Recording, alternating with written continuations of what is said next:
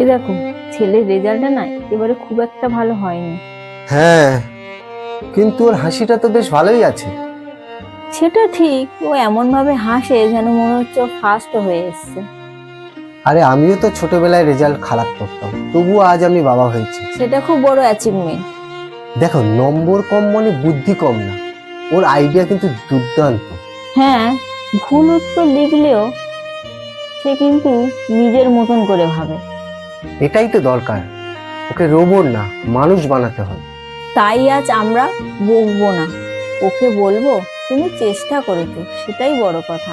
আর বলবো পরের বার আরো ভালো হবে, কারণ বাবা মা পাশে আছে। লাইফের অঙ্ক তো এখন আমাদের থেকে ভালোই বোঝে। হ্যাঁ, আজ নম্বর না, ভালোবাসার ফুল মার্কস।